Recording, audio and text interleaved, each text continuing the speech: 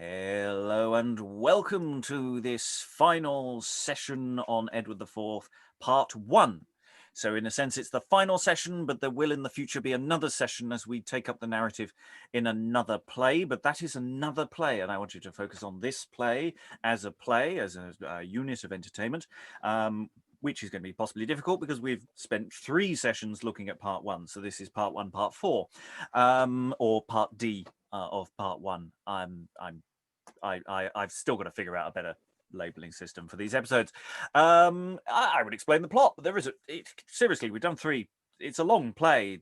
A lot of stuff's happened, but at the moment, broadly speaking, Edward IV is quite horny, and he's quite keen on Jane Shaw, and I think that's probably all we really need to be leaping in with.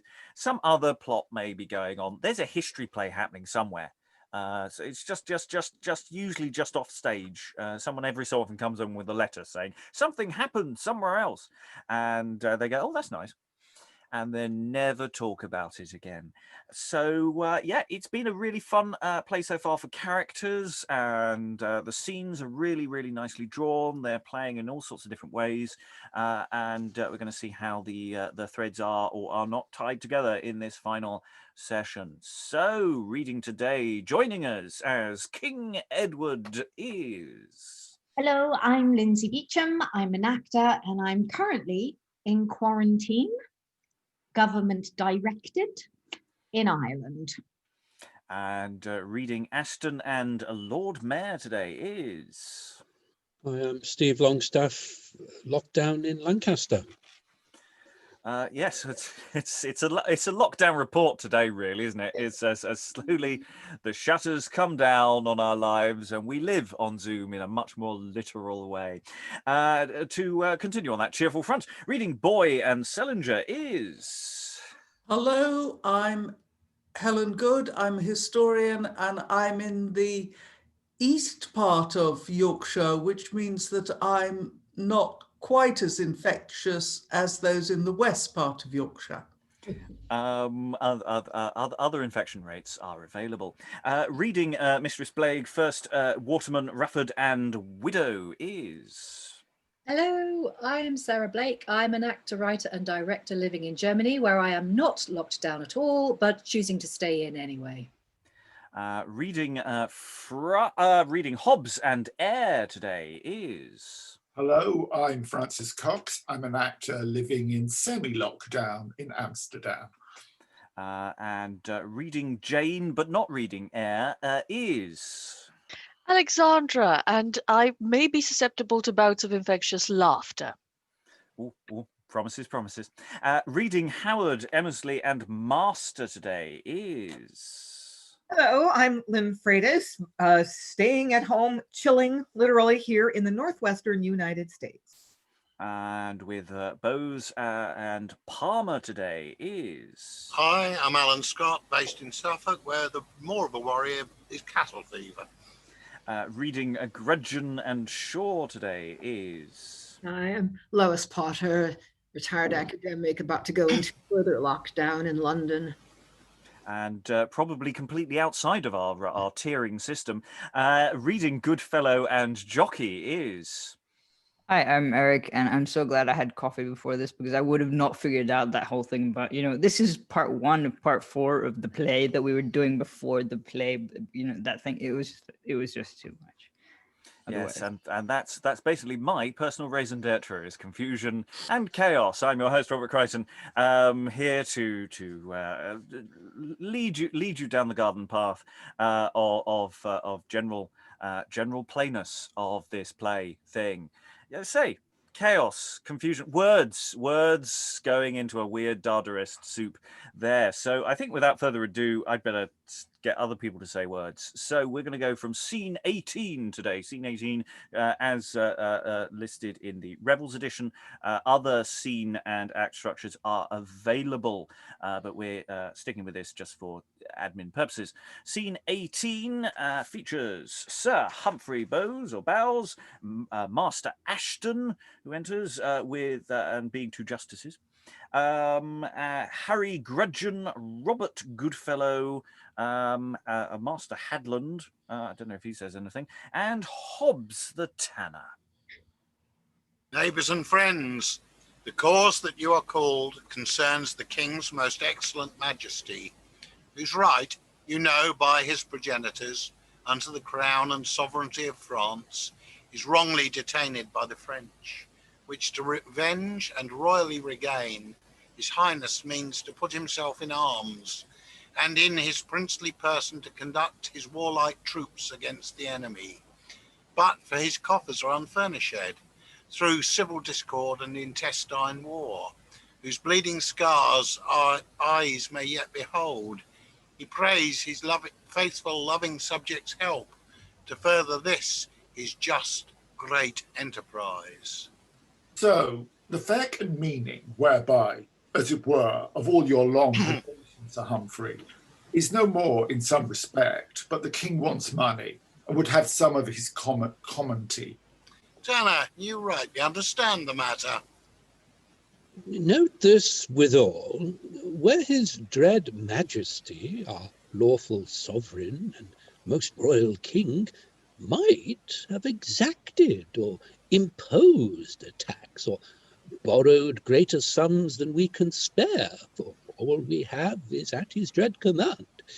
He doth not so, but mildly doth entreat our kind benevolence what we will give, with willing minds towards this mighty charge. And enter Lord Howard. Which to receive his noble counsellor and kinsman, the Lord Howard, here is come. Now, good Sir Humphrey Bowes and Master Aston, have ye declared the king's most gracious pleasure? We have, my lord. His highness will not force as loan or tribute, but will take your gift in grateful part and recompense your love. To show my love, though money now be scarce, £100 I'll give his majesty. 'Tis well, Sir Humphrey. 100 marks. Thanks, Master Aston. You both show your love. Now, ask your neighbours what they will bestow. Come, Master Hadland, your benevolence. Oh, good Sir Humphrey, do not rack my purse. You know my state. I lately sold my land. Then you have money. Let the king have part. Aye, do, Master Hadland, do. They say ye sold a foul deal of dirty land for fair gold and silver. Let the king have some now, while you have at it. For if you be forborne a while, all will be spent. For he that cannot keep land that lies fast will have much ado to hold money. 'Tis slippery ware, 'tis melting ware, 'tis melting ware. Gramercy, Tanner. Say, what shall we have?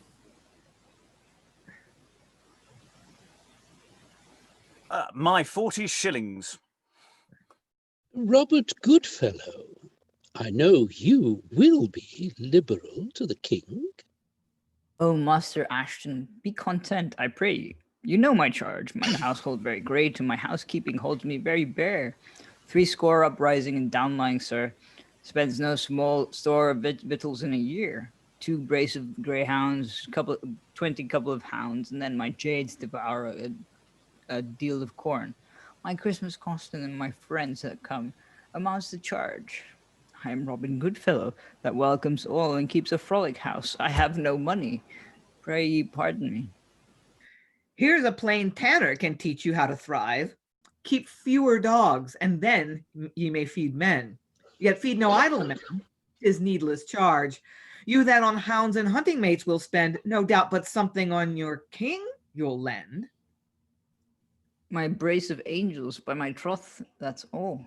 Mass, and 'tis well the curs have left so much. I thought they would have eaten up thy house and land ere this. Now, Harry Grudgen.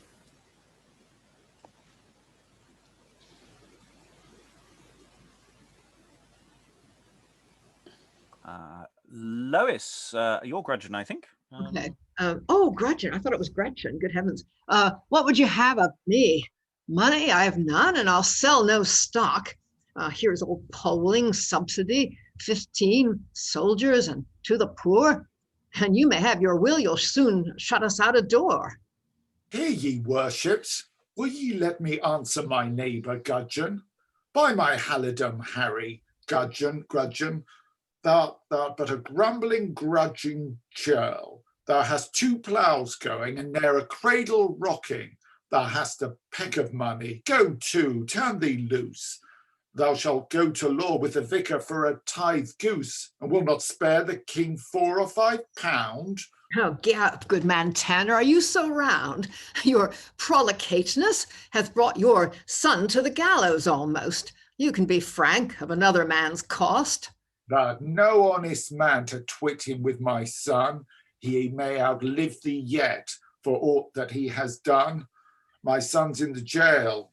Is he the first has been there? And thou wert a man, as thou'rt a beast. I would have thee by the ears. And weeps. Friend, thou wantest nurture to upbraid a father with a son's fault. We sit not here for this. What's thy benevolence towards his majesty? His benegligence? Hang him. He'll not give a penny willingly. I care not much to cast away 40 pence. Out, grudging peasant, base ill-nurtured groom, is this the love thou bear'st unto the king? Gentlemen, take notice of the slave, and if he fault, let him be soundly plagued. Now, frolic Tanner, what wilt thou afford? 20 old angels and a score of hides. If that be too little, take 20 nobles more. While I have it, my king shall spend of my store. The king shall know thy loving liberal heart. Shall he, faith? I thank ye heartily. But hear ye, gentlemen, you come from the court? I do. Lord, how does the king, and how does Ned, the king's butler, and Tom of his chamber? I am sure ye know them. They do very well. For want of better guess, they were at my house one night. I know they were. They promised me a good turn for kissing my daughter Nell, and now I have occasion to try them. My son's in Dibel here, in Cappadocia, in the jail, for peeping into another man's purse, and outstep the king be miserable. He's like to totter. Can that same Ned, the butler, do anything with the king? More than myself or any other lord. A halter he can, by my troth, ye renounce my heart to hear it. Come to the court. I warrant thy son's life. Ned will save that and do thee greater good. I'll wean Brock, my mare's foal, and come up to the king, and it shall go hard, but 2 fat hens for your pains I will bring. My lord, this fellow gladly now will give 5 pounds, so you will pardon his rude speech. For 5 and 5 I cannot brook the beast. What gives the tanner? I'm as able as he. He gives £10. Take 20, that of me. I pray you, my lord, forgive my rough, huge speech. I wish I meant no hurt unto my liege. Let us entreat your lordship's patience. How, I do, at your request, remit the offence. So let's depart. Here's all we have to do. 'Tis for this time and place, my lord. Sarah, bring your money. What have you saved now, good man Grudgen, by your hinching and your pinching? Not the worth of a black pudding. And that scene ends. All sorts of things going on there. I wouldn't say necessarily a game of 2 halves. It's interesting that we get a little bit of a callback to the whole Hobs relationship with the king, or who he thinks is the king's butler, and Howard, and a little knowing comedy exchange there. Is it my imagination? Is Hobbs's sort of dialect being written in a slightly different way? It seems he's just literally the words being used seem quite different, if not necessarily. I'm not sure about how he speaks, but it does seem that Hobbs is different in their company. Is this and I'm wondering about that. But also, there's quite a interesting question about what's going on with this money raising here and how this may feed into other things that we haven't really encountered yet. Alan, I see a hand. Yeah, I'm just wondering actually whether we're looking at artifacts in the transcription of this, because there were a couple of bits in Bose's early speeches which looked like malapropisms, and I'm just wondering whether they're misreadings through OCR or whatever. I don't think so. I was trying to follow along. I think it's they may be, but I didn't notice anything. Well, there was a mention of an intestinal rebellion which didn't quite land. What, I've got an intestine somewhere. Intestine war? No, that's correct. No, I don't think so. And no, I think that's as writ. Lois. Well, it's just one editorial point too. I think that how is actually the speech prefix for Howard, isn't it? Right at the end of the scene. Very probably. Yeah. Any textual things like that, throw into the chat. Yeah. But in terms of the way Hobbs is written, that seems to be a deliberate packing in of interesting turns of phrases. I mean, he did have a slight propensity for slightly odd word choices, but it does seem slightly more heightened here. Yeah. And I'm just wondering if this is social anxiety. I'm wondering about how this plays within the scene of quite elevated. He's standing amongst all these people, and we know his opinion of. I mean, this isn't quite the court. It's a mixture of peoples, but they're certainly of more elevated status than he is. Thoughts about the scene, Lynn? Muted. Well, I was faked out a little bit. We've been talking about how little this play seems to be concerned with the larger political situation. It's not a history play. The history play is kind of in the next room.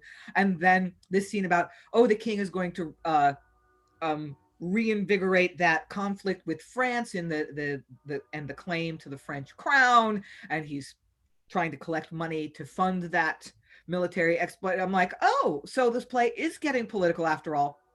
No, that's not how that scene shakes out. That's just the pretext for this kind of comic scene about extracting money from people and these sort of funny characters, the stingy one and the loyal one and the Howard the courtier who is Edward's guy and knows Edward's tricks, like, that guy Ned who's the king's butler, he's closer to the king than I am.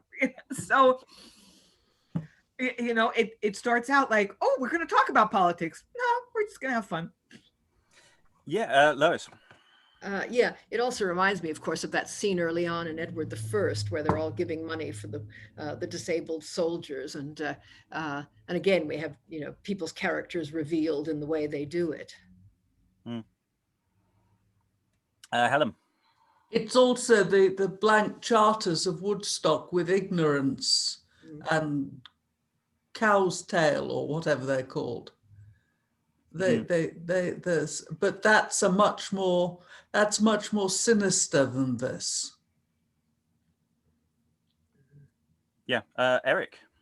I was going to say that Hobbs seems to be a bit more on the offensive now. Like, I don't know if it's like sort of the whole thing. Like, if you look at his arc through the story this far, he's kind of very, very aggressive now. Like, you have to give money for your king, or at least even if it's like asked in kindness and not tribute or through taxes. Yeah, I mean, it's interesting. Hobbs has always had a certain bluntness to him. But yeah, is it the same here as it is elsewhere? I mean, it's what's happening with Grudgen. I mean, Grudgen having this, name which is deliberately referred to, and being played around in different ways. Alan. I'm just wondering, in fact, whether Hobbs's change of vocabulary and attitude is due to the fact that he's trying to spring his lad from jail. Thoughts on the room from that? It's possible, but I mean, the amount he's giving is his daughter's dowry. Mm.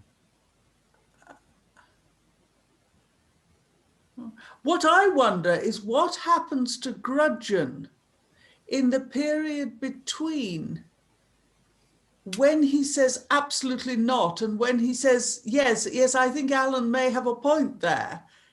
He seems to have had a change of heart and goes to, I pray you, my lord, forgive my rough-heaved speech. I wish I meant no hurt unto my liege. I mean, something has happened. Something has happened to make him change his mind. Is it he's sort of been shamed by what Hobs has been saying and the fact that Hobs is giving more? Lots of hands. Francis.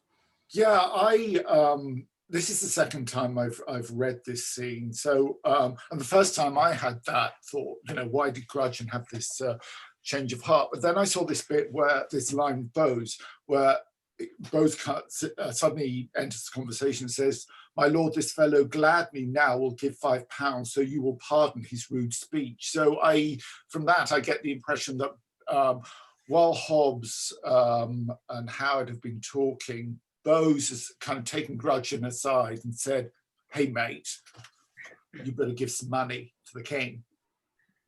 Or it'll be the worst for you. Yeah. And we've had this hints about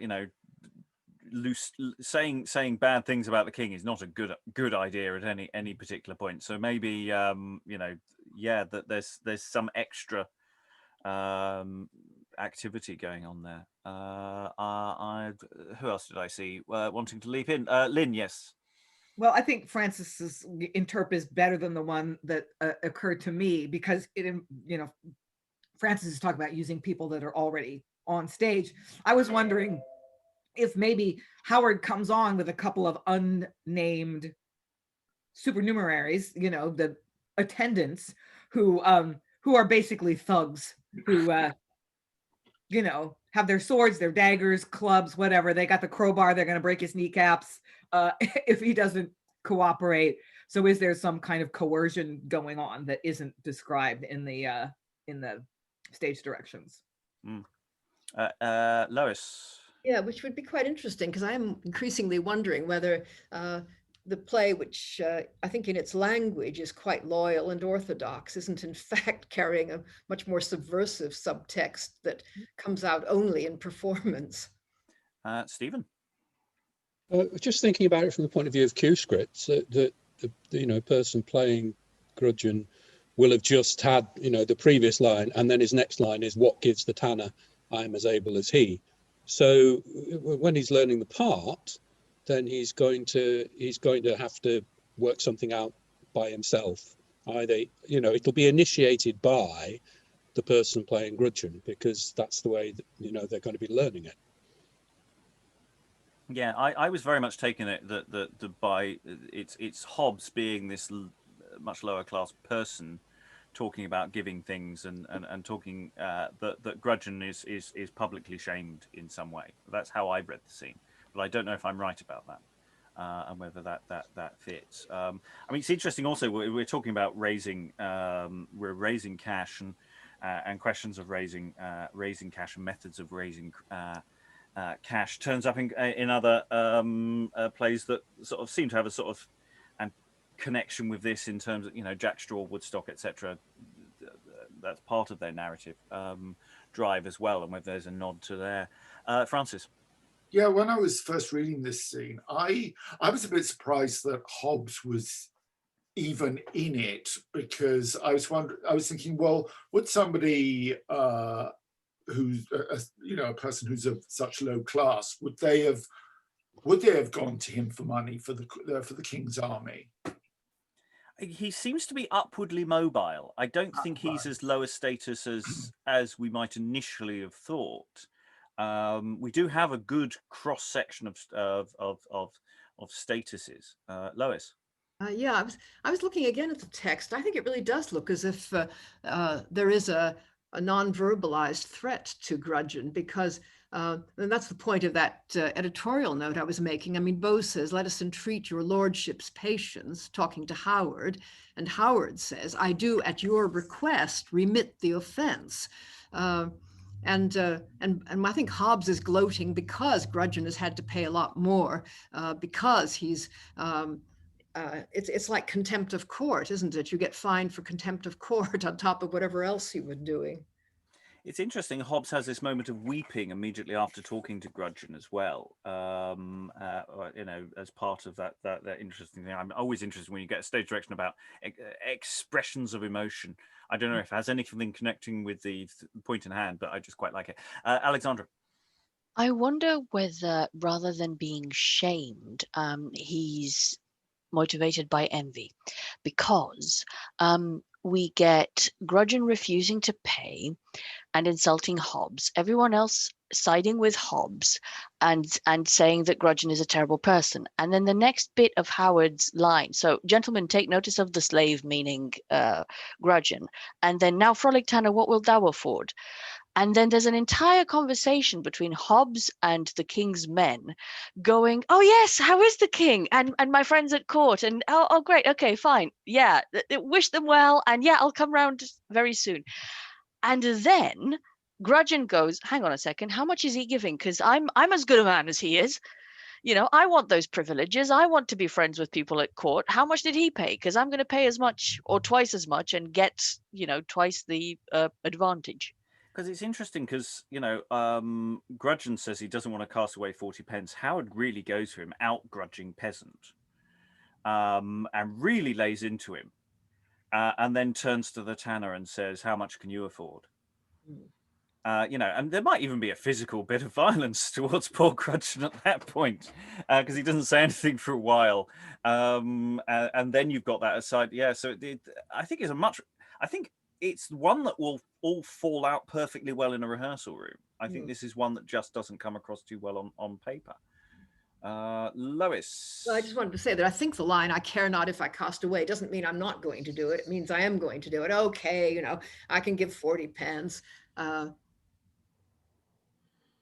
Yeah, but it's only 40 pence. Yeah, I know. He'll do that. It doesn't mean that he won't do it. You know, and then later on, it ends up being, you know, a lot more, as Hobbs points out. Eric. I was just wondering who's actually doing the collection here. Is it Beau's like sort of organizing it and then sort of going, yeah, Lord Howard, since you're here, you can sort of oversee, or what's like, or pass it on to the king, or what's going on here exactly? I don't know if anyone's. I think it's possibly it's Howard is the collector. Yeah. So they're discussing the problem before he enters, if that makes sense. I think if that's right, rather. Alan. The way I'm seeing it, although it's not explicitly stated, is that Beau's is probably something like lieutenant of the county or sheriff of the county. And therefore has been delegated the responsibility to raise the money from whoever. And Howard is the guy who's coming round from the court to make sure that it's done. And to come back to Francis's point, I mean, Hobbs was shown as a tanner with apprentices with serious amount of stock in trade. So middle-ranking entrepreneur. And it looks like we've got the standard government approach to taxation of, yes, we'll squeeze the people in the middle. Helen. Yes, I mean, I think the important thing is that they're justices of peace, the Beau's and Aston, and they would be the people. The letters would come out from the court to the local justices saying, gather up those of sufficiency and tell them very firmly that the king would like them to make him a present. And Howard, I think it's highly likely that Howard is intended to be the Lord Lieutenant of the county, who wouldn't have the individual knowledge of the individual people and who they should lean on and who it's not worth leaning on. This is done by the justices of peace, who are the local the local guys. And Howard is above the fray, but he's there as a backup to show that there's power behind it. I think we have flogged this scene to death to a degree. I think there's probably still a lot more to be got out of it, but I suspect this is one for a rehearsal room rather than for a read. Lots of good stuff in a sense. It's maybe a forerunner for something coming later in the play, but then again, it might just be an excuse to depict the moneyed classes being taxed and how they deal with it. Maybe it's not. Reintroduces Hobs after perhaps a little bit of a break. Maybe there's an element of that. But we're going to move on to the next scene, scene 19, and we're going to be reintroduced to Jane Shaw, and we meet a new character, Mistress Blague or Blague, who knows.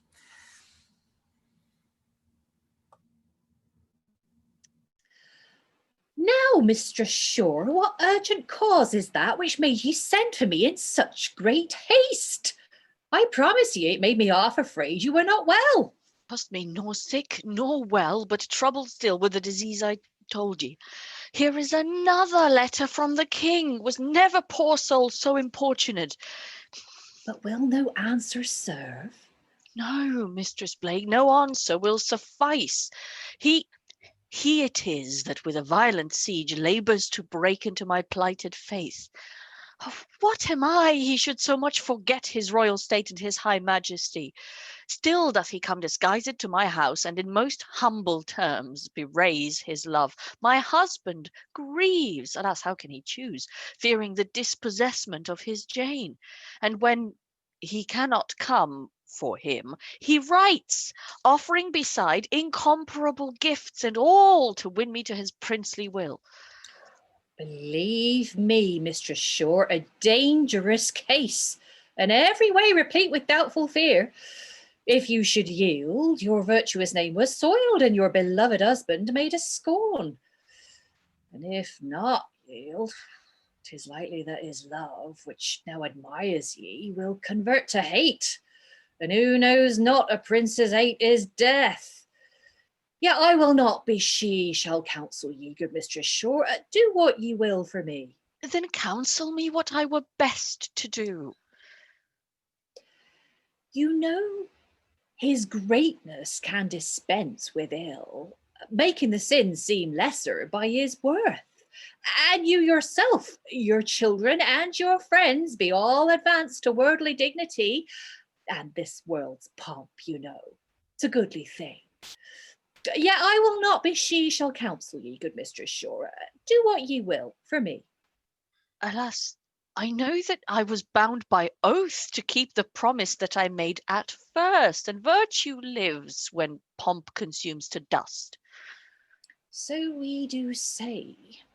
Dishonour is no shame when slander does not touch the offender's name. You shall be folded in a prince's arms, whose spec disperseth even the greatest harms. Many that set themselves in high degree will then be glad to stoop and bend the knee. And who is't, having plenty in his hand, never commanded, but doth still command, that cannot work in such excess of things to quit the guilt one's small transgression brings. Yet I will not be she that shall counsel thee, good Mistress Shaw. Do what you will for me. Here do I live, although in mean estate, yet with a conscience free from all debate, where higher footing may in time procure a sudden fall, and mix my sweet with sour. True. I confess a private life is good. Nor would I otherwise be understood to be a goldsmith's wife is some content.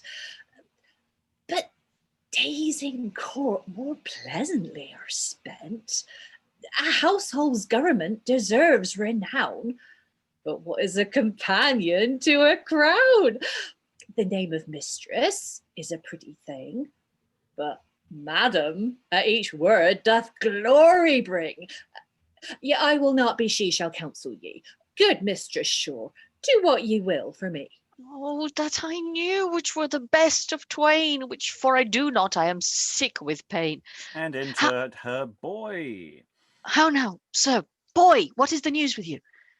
The gentleman, forsooth, the other day, that would have brought the jewel at our stall, is here to speak with thee. Oh, God, it is the king. Good Mistress Blague, withdraw you from the place. I'll come anon, so soon as he is gone. And Sirrah, get you to the shop again. And exit the boy. Now, Mistress Shaw, bethink what ye to do. Such suitors come not every day to woo. And exit Mistress Blague and enter the king in his former disguise. Thou mayst convict me, beauty's pride, of boldness, that I intrude like an unbidden guest. But love being guide, my fault will seem the less. Most welcome to your subjects' homely roof. The foot, my sovereign, seldom doth offend, unless the heart some other hurt intend. The most thou seest is hurt unto myself. How for thy sake is majesty disrobed, riches made poor and dignity brought low, only that thou mightst our affection know? The more pity that within the sky the sun, that should all other vapours dry and guide the world with his most glorious might, is muffled up himself in wilful night. The want of thee, fair Cynthia, is the cause. Spread thou thy silver brightness in the air, and straight the gladsome morning will appear. I may not wonder. He that guides my car is an immoved, constant, fixed star. But I will give that star a comet's name, and shield both thee and him from further blame. How if the host of heaven at this abuse repine? Who can the prodigy excuse? It lies within the compass of my power, to dim their envious eyes dare seem to lower. But leaving this our enigmatic talk, thou must, sweet Jane, repair unto the court. His tongue entreats, controls the greatest peer. His hand plights love, a royal sceptre holds, and in his heart he hath confirmed thy good, which may not, must not, shall not be withstood. If you enforce me, I have naught to say, but wish I had not lived to see this day. Name not the time. Thou shalt have cause to joy. Jane, in the evening I will send for thee, and thou and thine shall be advanced by me, in sign whereof receive this true love kiss.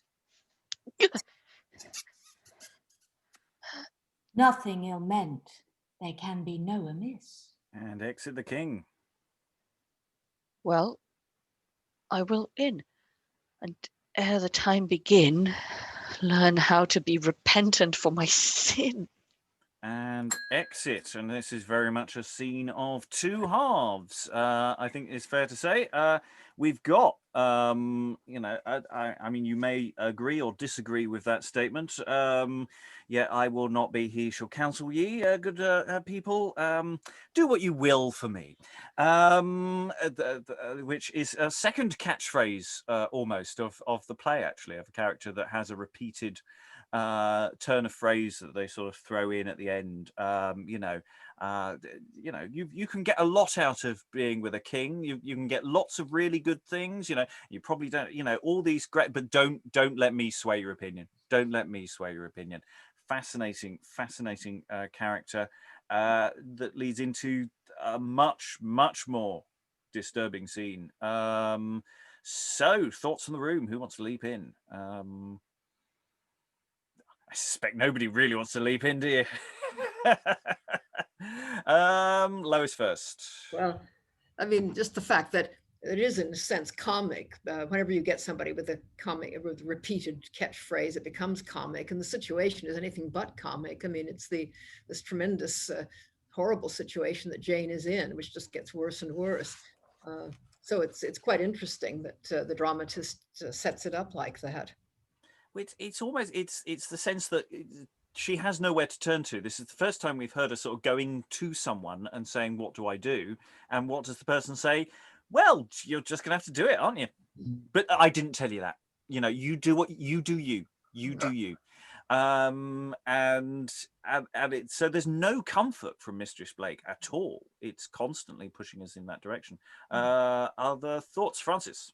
Well, I just get the impression that Mistress Blague, if she were in Jane's position, would kind of leap at the chance to to be the king's mistress and have all those lovely jewels and clothes and people waiting on her hand and foot. Yeah, and it, you know, her advice is basically don't get caught. There's no shame if you don't get caught. Yeah. And so yeah, that we were saying last time that we hadn't really got into Jane's mind. Helen's just bringing that up in chat. But you know, this is the first time we sort of really hear Jane saying what she definitely thinks to someone. I don't think there's any equivocation here. You know, my God, there's another letter. He won't leave me alone. Alexandra, how was it for you coming in to Jane Shore? Terrible. Yeah, it's actually it's really nice and refreshing to see that she's, you know, we've seen in previous scenes that she is a virtuous wife, but yes, it's very nice to see an internal conflict here. And also I actually quite like the way in which the scene is constructed to go in a comedic direction, you know, for the two of them, for both Jane and Mistress Blague, to be playing it seriously, but it would seem very funny to the audience, right up until we get the fact that the king is there and just steamrolling over her arguments and going, well, willy-nilly, you're coming to court. I'm sending a carriage for you. This is happening. To completely overthrow the comedy of the previous half. So in that way, I found it really unpleasant, but in a good way. I mean, Edward's got that, you know, that line, which may not, must not, shall not be withstood. I mean, that's a line that just steamrollers through everything, and Jane just, what can I say in response to that? 2 lines, as it happens. Eric. Well, it's that thing that Edward says at the beginning of the play where it's like, you know, I'm the king, I can do whatever I want. And then, like, sort of later on, we kind of see that he's, like, at first he was divided about this, but now he's just like, I want this, I will pursue it. Any other thoughts about this scene? Lynsey, you were the king. It's a slightly different or a progression of the king's behavior. Obviously, you weren't here for the earlier kings. How was the king for you from this scene? Sort of, I mean, as you know, royal will, royal power, royal might. Don't worry, it's all going to be fine.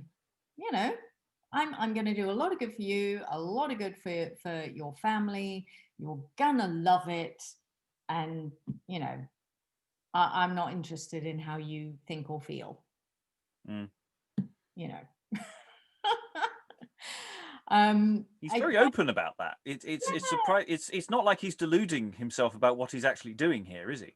Not at all, not at all. And he's just saying, I am so powerful that you know, I'm more powerful than God, is basically what he's saying in the scene.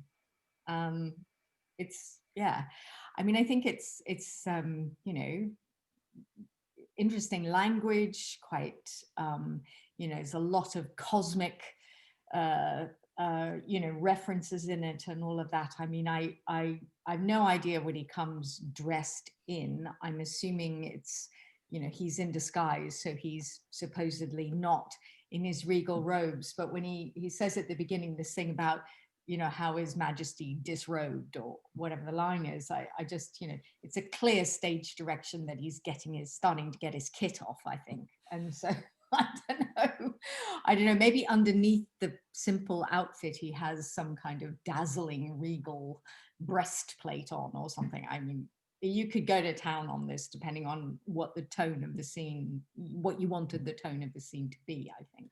I took that to be that I'm wearing these poorer garments, and this is hurting me to be presenting myself in this poor array. I don't think he's talking about disrobing to display his majesty at that point. I think not. I mean, I think you're absolutely right in the text, but I think obviously you could that could be a play on words, and so depending on if you wanted to make him more of a ridiculous rather than a ridiculous but also threatening, I think we have one or two people in our present political life who could potentially be envisaged in this kind of scene, and there could also be a kind of comedic effect, but I mean that may be totally wrong. That was just what struck me as I was reading it. I think the problem is that we can choose several slightly different parallel modern day instances here, and maybe we should just leave that to the imagination of the people at home. Sarah, then Eric. The thing that struck me about it, we were talking yesterday about how this play seems so episodic, and the fact that you could in fact break it down and do it in episodes if you wanted to. And it occurred to me that if this was being made for TV, if this was a Netflix series, yesterday's episode between Jane and the king was shot very much from the king's perspective. It was, his was the gaze. We didn't really see much of her internal world. We saw everything from his perspective, and we actually got him and his internal world going, oh shit, I really shouldn't be doing this. I'm married. Oh, but she's so amazing. As a viewer, we were with him. And today it's completely different. It's like this is a different episode, and it's being filmed with a different gaze from a different perspective. And today's episode, we're seeing not the same scene, but the continuation of that situation from Jane's perspective. And consequently, Edward comes across as a completely different person, because we're no longer, the camera is no longer with him and his interior, it's with her and her dilemma, and her dilemma is completely opposite to his. And so, whereas yesterday he seemed actually quite vulnerable and certainly very human, today he is just this, powerful figure. I don't really care. This is happening anyway. And she's the one who is seeming very vulnerable. And I thought that was really interesting, because I can't help but feel that the writer is doing that deliberately. And to sort of take that further, it wasn't just it was from King Edward's point, it was also from Shaw's point as well. The husband, True. He was the one doing the emoting and talking, and in that scene too. And yeah, I think that's perhaps a really nice frame for that. Eric. I was going to say that it's kind of like you could have this as a sort of game, if you want to define it that way, where she's denied him once, and then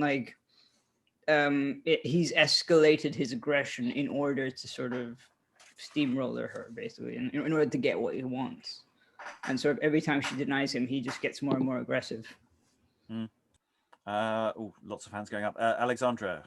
Yeah, there's an element to the previous scene where he's wooing her with those metaphors about jewelry, where one could argue, because we're looking at it more from his perspective, oh, she's playing hard to get, from a certain point of view. And then we get to this scene, and no, she just really does not want to get got. And it's what I agree with a few people who have said it's really interesting, actually, that clearly this is deliberate, and that the author is giving us multiple perspectives on this. I also wanted to add, it's interesting how Edward, over the course of the play, seems to impose his will from the very first scene, but he never does it by sort of slamming his fist on the table and saying, this is what I want to do. But from the very first scene where he's talking about, well, I've married her, and Mum, you're going to have to deal with that. His entire kind of, or his main characteristic has been an expression of power, or even an abuse of power. It's abusive now, at least, but done in a way that is different to how we are used to seeing kings represent, or great leaders represented in this time. And I like it because it's subtle and sly and no less horrible. And I'm very briefly, Lois. Oh, well, I'm just going to say, especially since I was reading it yesterday, with all this bonhomie and charm and oozing goodwill towards all and heartiness and so on, that, the author is very subtle, really. Showing how all of this, is basically just the cover to naked power and will and total selfishness. Mm. We need to move on. Scene 20, we're back with the Lord Mayor and reintroduction of Shaw. So enter Lord Mayor, Shaw, and Francis Emersley, new character there. But Shaw, are ye assured it was the king you saw in such disguise? Do I know you, the uncle of my wife? Know I Frank Emersley, her brother here? So surely do I know that counterfeit to be the king. Well, admit all this, and that his majesty in such disguise pleased to survey the manner of the city, or what occasion else may like himself. Methinks you have small reason, brother Shaw, to be displeased thereat. Ah, I've found him now. Because my niece, his wife, is beautiful and well respected for her virtuous parts. He, in his fond conceit, misdoubts the king doth dote on her in his affection. I know not, cousin, how she may be changed by any cause in your procuring it from the fair carriage of her wonted course. Well, I wot, I have oft heard you say, she merited no scruple of mislike. If now some giddy fancy in your brain makes you conceive sinisterly of her, and with a person of such difference, I tell you, cousin, more for her respect than to soothe you in such a sottishness, I would reveal ye open to the world, and let your folly justly plague yourself. Uncle, you are too forward in your rage, and much mistake me in this suddenness. Your niece's reputation I prized, and shrined it as devoutly in my soul as you or any that it can concern. Nor when I tell you that it is the king comes muffled like a coming serving man, do I infer thereby my wife is false, or swerves one jot from wonted modesty. Though in my shop she sit, more to respect her servant's duty than for any skill she doth or can pretend in what we trade, is it not strange that ever when he comes, it is to her, and will not deal with me? Oh, uncle, Frank, nay, would all her kin were here to censure of my cause aright, though I misdeem not her, yet give me leave to doubt what his sly walking may intend. And let me tell ye, he that is possessed of such a beauty fears undermining guests, especially a mighty one like him, whose greatness may gild over ugly sin.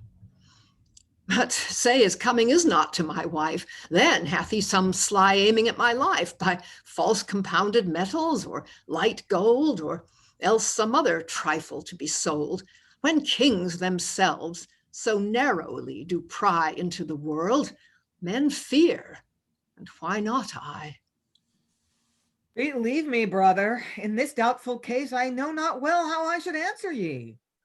I wonder, in this serious busy time of great gathered benevolence for his regaining of his right in France, the day and nightly turmoil of his lords, yea, of the whole state in general, he can be spared from these great affairs and wander here disguised in this sort. But is this not your boy? Indeed, enter the boy. Yes, marry is it. How now, what news with thee? Master, my mistress by a nobleman is sent for to the king. In a close coach, she's gone with him. These are the news I bring. How? My niece sent for to the king by a noble, and she is gone with him. Nay, then, I like it not. How? Gone, sayest thou? Be patient, uncle. Storm not, gentle Frank. The wrong is mine. By whom? A king. To talk of such, it is no common thing. She is gone, thou sayest. Yes, truly, sir, 'tis so. I cannot help it. In God's name, let her go. You cannot help it, uncle. No, nor you. Where kings are meddlers, meaner men must rue. I storm against it? No. Farewell, Jane Shore. Once thou wast mine, but must be so no more. Gone to the court. And exit the mayor. Yet, uncle, will you rage? Let mine example your high heart assuage. To note offences in a mighty man, it is enough. Amend it he that can. Frank Emersley, my wife, thy sister, was. Lands, goods, and all I have, to thee I pass, save that poor portion must along with me, to bear me from this badge of obloquy.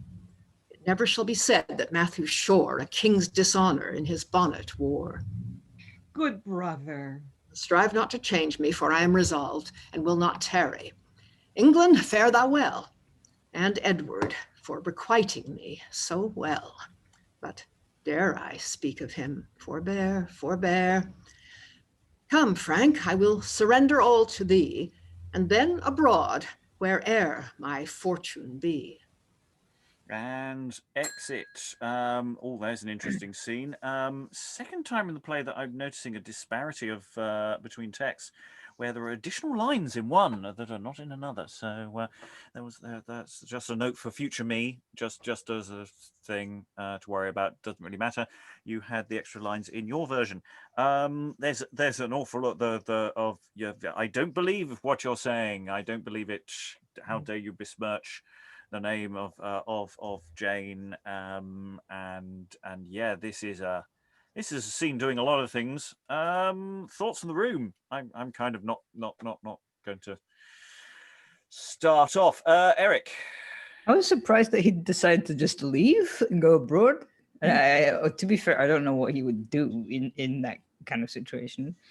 But yeah, I was surprised that was the ending of the scene. Lynsey. Yeah, I mean, I feel the same, and I wonder about that, because obviously I'm coming in new, so I don't know if this is consistent with his character as we have seen thus far. But it's a very interesting problem he's got, because does he stand by and tolerate it for the sake of what it might do for the family in terms of preferment? Clearly, that is not an option for him, and he's giving away his money, and he's basically saying, you know, my knapsack on my back, I'm leaving. And how will this make Jane feel? You know, she's completely abandoned now. And if her husband is giving all his money to her brother, then she's reliant upon her brother when the king discards her. So this is very interesting, I think. I think there's one thing we can say about the Shores' relationship: they're really not very good at communicating with each other. You know, he doesn't even attempt to talk to her, you know, wait for her, you know, later on to talk to her about what's going on. Earlier, she doesn't confide in him. I mean, we found good reasons within the scene why she wouldn't confide with him. But yeah, it's they're not talking at all. And yeah, he's a bit it's interesting how he talks about her, you know, and the thing is, she's not really, she's been sitting in the shop, but she's not necessarily very good at it. It seemed to me that he was saying there, and sort of going, that's an interesting thing for you to be saying there, and what you're talking about. Yeah, there's all sorts of things going on. Other thoughts, other people. Eric. I was going to talk about what Helen said yesterday, where marriage is a partnership, but also an economic partnership. So now Jane is completely abandoned in terms of like money as well. As you said, she's now dependent on her brother, and she can't. It's not like she can keep the shop going by herself as well. I think she probably could actually. With the right hired help in, it's not entirely unknown. But yeah, it creates all sorts of interesting growth. I mean, it seems to me that Shaw is a relatively weak man. I'm not getting that he is a strong person. And, it's really interesting questions. Alexandra, then Lois. I very much disagree with that, because I feel as though it takes a lot of strength to be able to give up on what, either if we look at it materialistically, she is his belongings, and therefore, he'd be giving up on her as property. Or if we look at it romantically and go, well, they love each other and they care about each other, and he's letting the love of his life go. Either way, it takes a lot of strength to make that decision. I really like the way in which this scene constructs him as a counterpoint with the stereotypical representation of the cuckolded husband wanting revenge, which I found very interesting. Lois.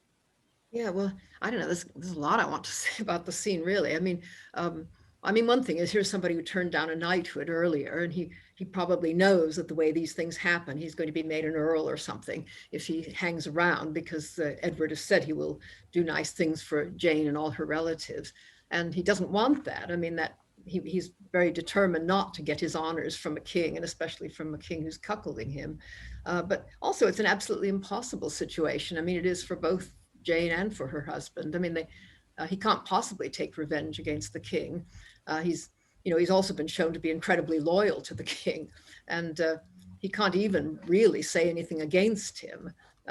I mean, he seems to me to be, in a way, a microcosm of the whole play, which is depicting the king as absolutely appalling, but in fact, also appearing to present him as this lovable guy that everybody likes and, who always gets his way. Alan, I thought I saw a hand earlier. Yeah, I mean, there was the reference to Jane not knowing the business. I understood that in terms of she doesn't know practical goldsmithing, which doesn't mean that she isn't damn good at retail. Yeah, and the same problem comes up with a question that I think Lynsey raised in the chat about who takes over the business. Yes, Frank will in fact be owner, but whether he's got any skills in practical goldsmithing is unknown. Helen. Yes, the guild membership was crucial to your permission to trade. I'm not sure how it worked in London, but certainly in other smaller places, it was fairly rare for a woman to be allowed even a few months trading as a head of the household. She was expected to marry, probably the oldest apprentice, to supply the business with a male head. But I believe in London there were more femme sole, women trading on their own. Stephen, I saw a hand. Muted at the moment.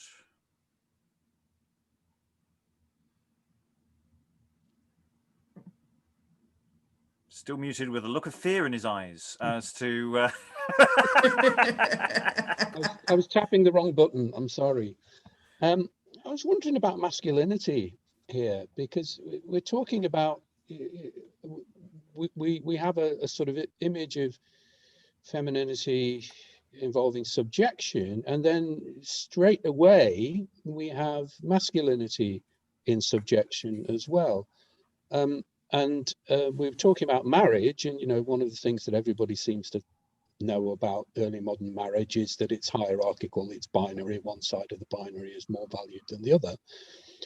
And I find it interesting that, given that as a kind of background, and what we've got here is effectively saying, well, actually, it isn't like that at all, because you can both be equally subjected in another hierarchy, which is the sort of social caste, social class whatever it is. So I think that I can't remember who it was, but said that used the word weak for sure. But I don't think it's he's subjected, if you like. It's not a matter of personally whether he is strong or he is weak.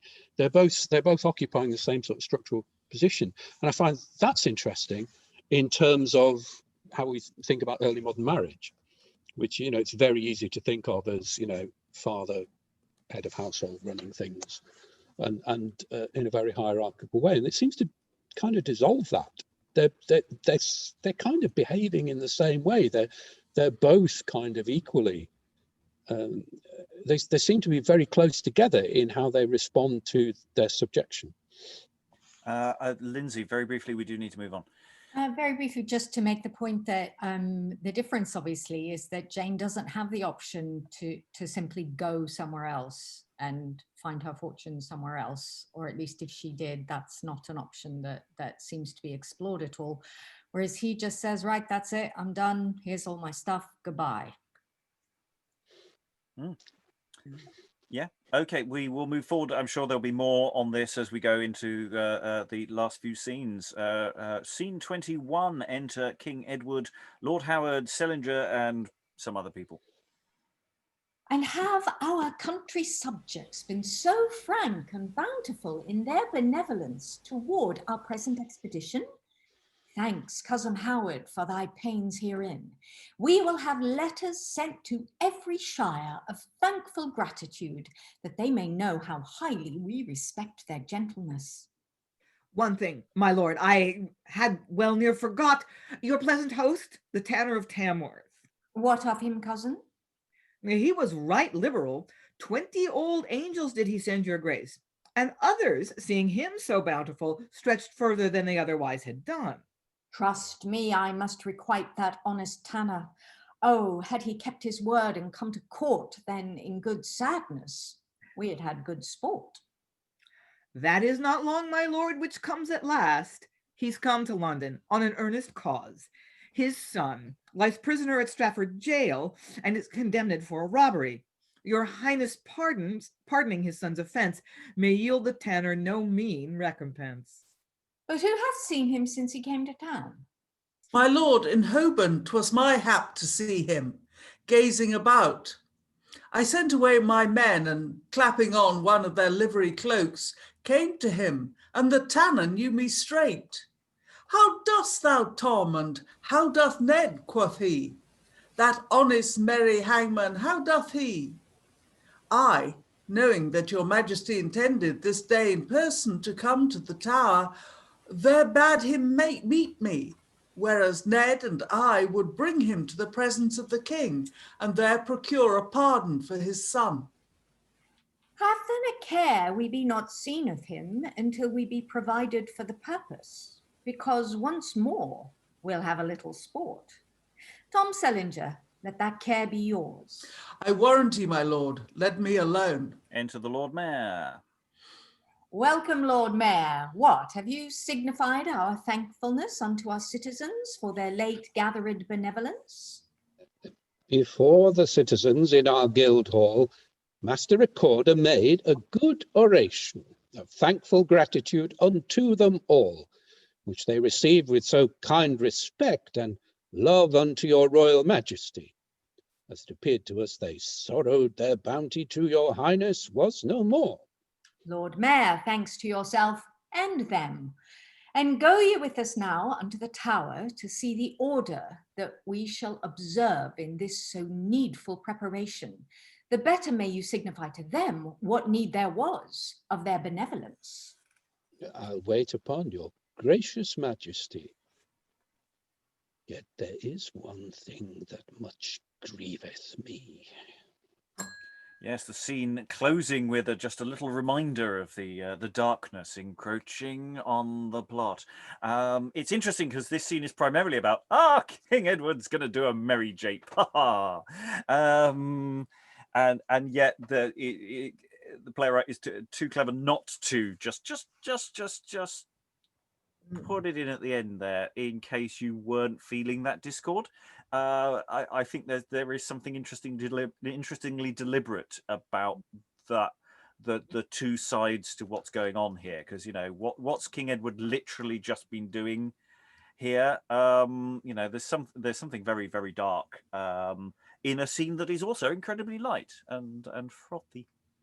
Thoughts, Lois? Yeah, but the Lord Mayor was absolutely furious in the previous scene, so he must really be tamping down his emotions in this one. He's also biting his tongue perhaps a little bit, because the king goes, your citizens' benevolence, all the money that you've been giving me, all your money, have you? Yes, my lord, we're all delighted to give you our money. I'm sure, absolutely, not gritted teeth at all. So yeah, all sorts of interesting things going on, because the scene opens with the court, Edward, Howard, Selinger, who is such a bold and exciting character, who has such an interior life of his own. Has anyone really found the character within Selinger? He is possibly the least characterful person we found in this play. Has anyone discovered his deep inner world? Oh, Alan's found his deep inner world. Yeah, well, the resonance I'm getting is with Famous Victories, with the gang of the Prince of Wales before accession. He's a hangover from the wild days of youth. Yeah, but does that come out of his character? What he says, and I know that's how he functions. I absolutely agree on that front. There's something very similar going on there, and we've had other similar figures in some of the other ones where kings or princes go out in disguise. But anyone really getting a deep inner vibe from Selinger? Am I just being mean? He doesn't need one. I honestly think the play is fine without it. Sarah. I'm clutching at straws here because I wasn't even here for the first two sessions, and I don't remember him appearing yesterday, so I only really have this to go on. But it does strike me that he seems to like quoting other people. He, how dost thou, Tom, and how dost Ned, quoth he, that honest merry hangman, how doth he?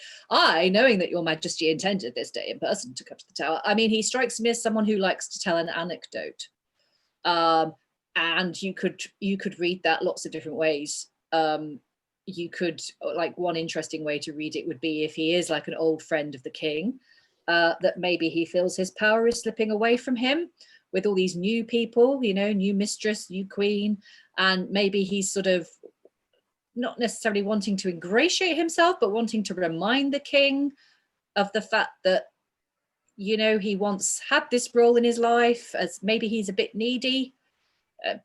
I don't know, like I said, I'm clutching at straws. I'm just looking for stuff in the text that I can hang something on. I mean, he's on stage a lot. I mean, I don't know what his level, the amount of dialogue. I mean, he's been in the play as much as Edward, if not possibly more, in terms of physically standing on the stage. Lois. Yeah, I think he's the guy that really wants this to be a jolly play about fun-loving King Edward. And I now realize, in fact, that in the first scene, I read him completely wrong. I mean, I had this speech where he was saying, oh, your mother's an old hag, and you can just, say a few nice words and do what you like. I think that was all probably meant to be said in a very light-hearted, jokey way. And that that's what he's doing throughout the play is, we're all having a great time. And, things are getting worse and worse, but he's not going to notice that. So Selinger's just, he's in the wrong play. He should really be in Friar Bacon and Friar Bungay. Just walked onto the wrong set. Yeah. Like that as an idea. Eric, then Sarah. You also kind of get the impression that Edward is kind of like, because he goes on about, oh yeah, we'd have good sport, we'd have good, we'd have fun.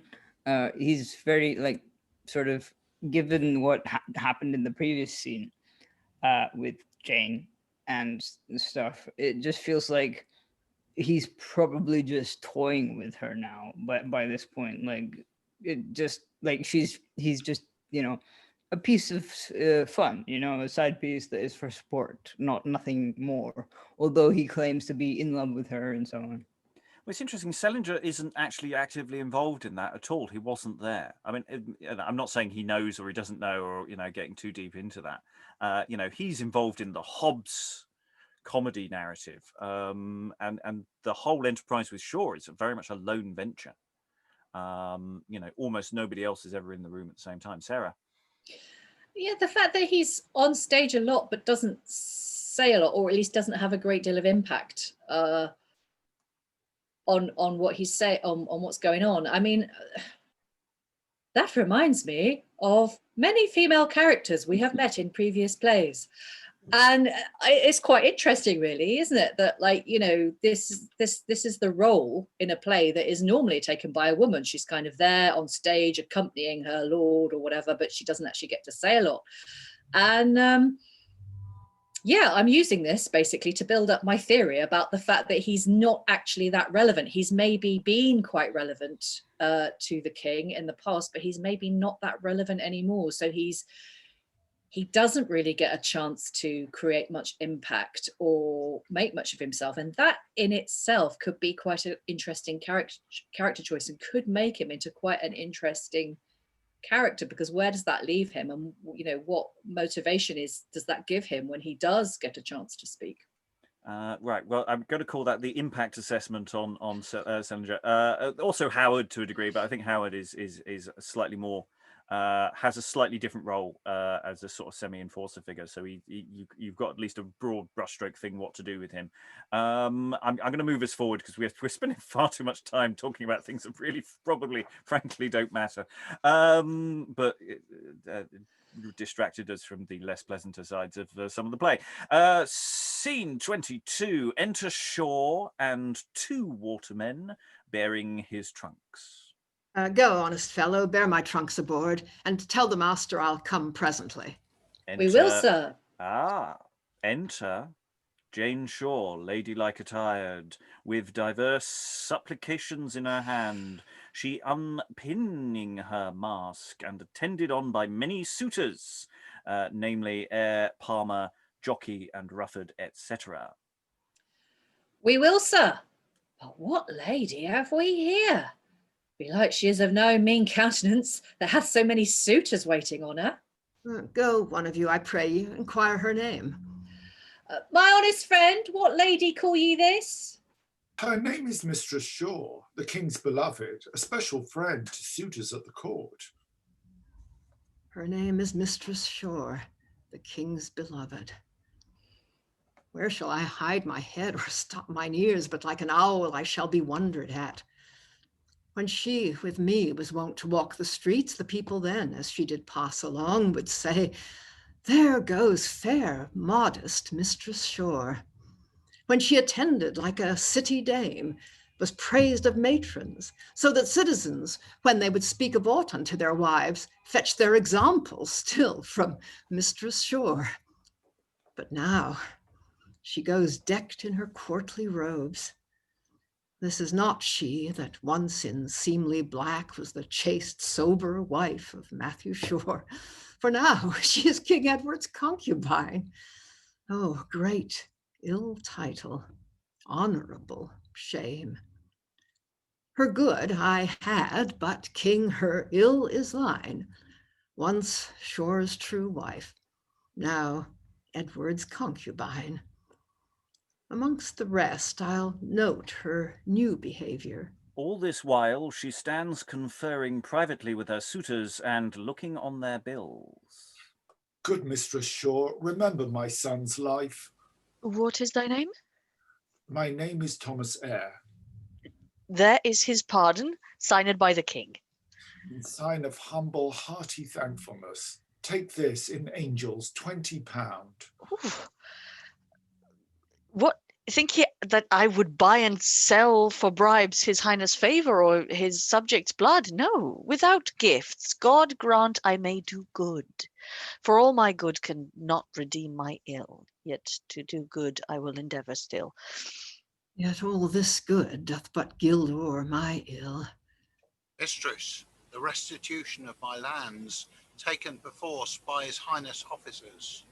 the king's content, your goods shall be restored, but the officers will hardly yield thereunto. Yet be content, I'll see ye have no wrong. Thou canst not say to me so. I have wrong. Mistress, good faith, gin you'll help me till my land. Wilk the false loon, Billy Grime of Glendale, bods wrangfully from me. I's quite your goodness with the bonny nag, sail swams away so deftly as the wind. Your suit, my friend, requires a longer time, yet since you dwell so far, to ease your charge, your diet with my servants you may take, and some relief I'll get thee of the king. It's cold relief thou gett'st me from the king. Now God's blessing light on that goodly fair face. I's be your bidsman, mistress. Aye, indeed say I. God bless the care you have of doing good. Pity she should miscarry in her life, that bears so sweet a mind in doing good. So say I too. Ah, Jane, this kills my heart, that thou wrecks others and not ruest my smart. Mistress, I fear you have forgot my suit. Oh, 'tis for a license to transport corn from this land and lead to foreign realms. I had your bill, but I have torn your bill, and 'twere no shame, I think, to tear your ears that care not how you wound the Commonwealth. The poor must starve for food to fill your purse, and the enemy bandy bullets of our lead. No, Master Rufford, I'll not speak for you, except it be to have you punished. By the mess, deft lass, Christ's benison light on her. And she espies her husband walking aloof, and takes him for another suitor. Is that another suitor? I have no bill of his. Go, one of you, and know what he would have. Yes, Jane, the bill of my obliged faith, and I had thine, but thou hast cancelled it. Here she knows him, and lamenting comes to him. God, it is my husband, kind Matthew Shaw. Ah, Jane, what's he dare say he is thy husband? Thou wast a wife, but now thou art not so. Thou wast a maid when thou wast wife. Thou wast a wife even when thou wast a maid. So good, so modest, and so chaste thou wast. But now thou art divorced, whiles yet he lives that was thy husband, while thou wast his wife. Thy wifehood stained by thy dishonored life, for now thou art nor widow, maid, nor wife. I must confess I yielded up my fort, wherein lay all the riches of my joy. But yet, sweet Shaw, before I yielded it, I did endure the longest and greatest siege that ever battered on poor chastity. And but to him that did assault the same, forever it had been invincible. But I will yield it back again to thee. He cannot blame me, though it so be done, to lose by me what first by me was won. No, Jane, there is no place allowed for me. Where once a king has ta'en possession, mean men brook not a rival in their love, much less so high unrivaled majesty. A concubine to one so great as Edward is far too great to be the wife of Shaw. I will refuse the pleasures of the court. Let me go with thee, Shaw, though not as wife, yet as thy slave, since I have lost that name. I will redeem the wrong that I have done thee with my true service, if thou wilt accept it. Thou go with me, Jane? Oh, God forbid that I should be a traitor to my king. Should I become a felon to his pleasures and fly away as guilty of the theft? No, my dear Jane, I say it may not be. Oh, what have subjects that is not their king's? I'll not examine his prerogative. Why then, sweet Matt, let me entreat thee stay. What is't with Edward that I cannot do? I'll make thee wealthier than e'er Richard was, that entertained the 3 greatest kings in Europe, and feasted them in London on a day. Ask what thou wilt, were it 1,000,000 that may content thee, thou shalt have it. Sure. Indeed, this were some comfort to a man that tasted want or worldly misery. But I have lost what wealth cannot return. All worldly losses are but toys to mine. Oh, all my wealth. The loss of thee was more than ever time or fortune can restore. Therefore, sweet Jane, farewell. Once thou wast mine, too rich for me, and that King Edward knew. Adieu, O world. He shall deceived be that puts his trust in women or in thee. And he exits. Oh, sure. Farewell, poor heart. In death I'll tell I ever loved thee, sure. Farewell, farewell. And we've got one more scene to go from the play. But before we do that, we can briefly talk about this. I say briefly, well, this is a big scene to talk about, really, isn't it? Anyone really want to leap it? I mean, I think we should really leap in with Jane first. But we'll go to Lynn first. Lynn, thoughts? Oh, yes, isn't this heartbreaking? I mean, I noticed that this scene is doing everything it can to paint Jane as virtuously as possible. She's using her influence in the court to help ordinary people. Points in her one thing, she won't take their money as recompense for her favors, which would have been completely normative. She's not indiscriminate. She knows when someone is asking her to use her influence to help himself and not the common good. So she refuses one of the suitors. So she's not just doing it for anybody. So she's charitable. She's not greedy. She's smart. But even after all that, what she really wants in her heart is to get back with her husband, whom she loves. I mean, just like break my heart. That's really what this scene is trying to do, is just break our hearts. Yeah, let's run away. Let's just go. Yeah. And you know what? It's go. Go.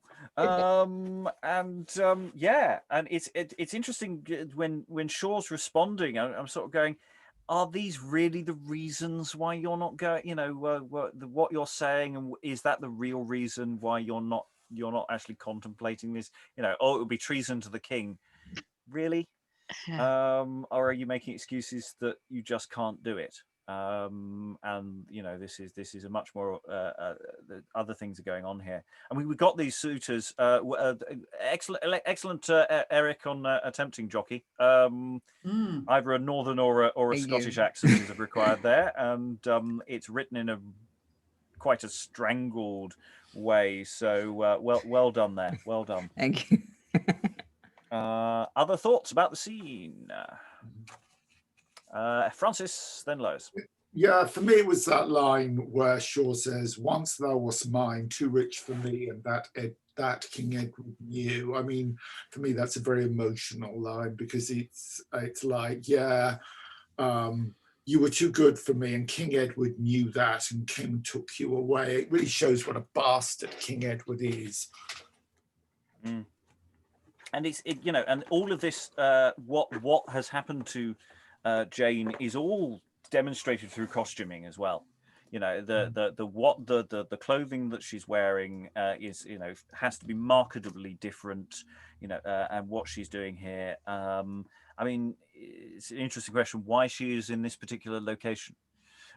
Is it she knows that he's leaving and she's deliberately looking for him, or why would you be here? It's an interesting question. Any additional thoughts before we go into the final scene? I hate to rush us. Eric, then Alexandra. I was just wondering about the mask. Like, because like obviously she's got the mask and then she takes it off at some point, and she's still carrying it by the end of the scene. So is that like sort of indicative of not just her changing status, but also sort of suggesting that her face must not be seen in public at this point? Yeah, mask in this context could carry all sorts of different connotations there. I'm not going to comment on that for the moment myself. Anyone else can leap in. Alexandra, then Lois. I just wanted to point out the very nice filmic transitional moment that happens right at the beginning of this scene, where the Lord Mayor just said, "Yet there is one thing that much grieveth me," and the next thing we see is that thing. Yeah. I really liked that. The play is full of touches like that, moving the scenes on most of the time, except when every so often it does a sudden jump to a very different plot strand. Lois. Yeah, I mean, people always tend to blame the husband in these early modern plays, and I do wish that his last lines didn't say, you know, you should never trust women as well as the world. But nevertheless, I mean, if you allow for the fact that husbands are always thinking about their honor, it does seem to me that he behaves about as well as anybody could, and they really can't both just jump on that boat together and go wherever he's going. I mean, it's a hopeless situation. I don't think the other thing is just that.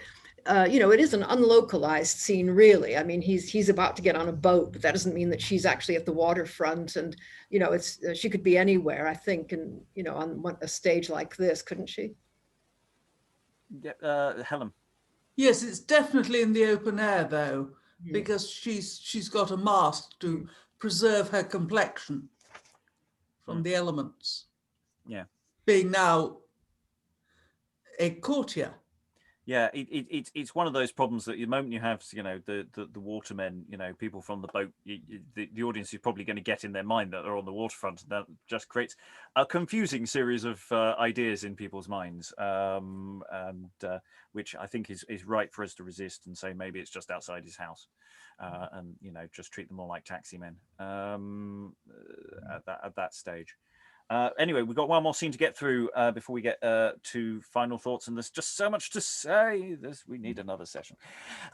Scene 23, enter King Edward, Lord Mayor, Lord Howard, Sellinger, and train.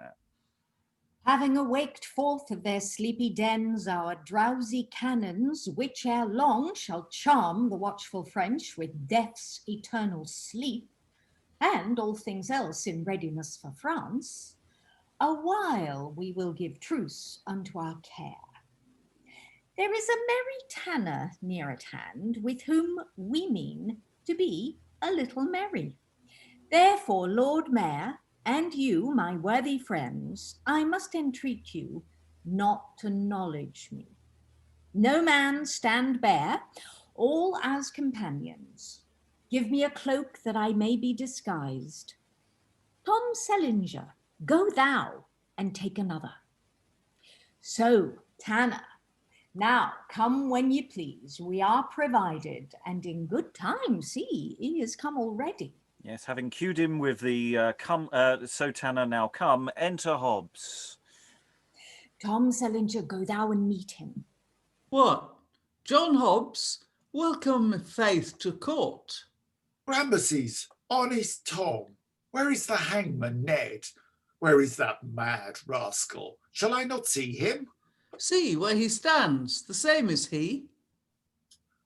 What, Ned, a plague found thee? How dost thou for a villain? How dost thou, mad rogue, and how, and how? In health, John Hobbs, and very glad to see thee. But say, what wind drove thee to London? Ah, Ned, I was brought hither with a whirlwind. Man, my son, did I not tell thee I had a knave to my son? Yes, Tanner, what of him? Faith, he's in Cappadocia, Ned, in Stafford jail for a robbery, and is like to be hanged, except thou get the king to be more miserable to him. If that be all, Tanner, I'll warrant him I will procure his pardon of the king. Wilt thou, Ned? For those good words, see what my daughter Nell has sent thee, a hoardkerchief, wrought with as good Coventry silk blue thread as ever thou sawest. And I perhaps may wear it for her sake, in better presence than thou art aware of. How now, Ned, a better present? What thou canst not have for silk, cloth, and workmanship? Why, Nell made it, man.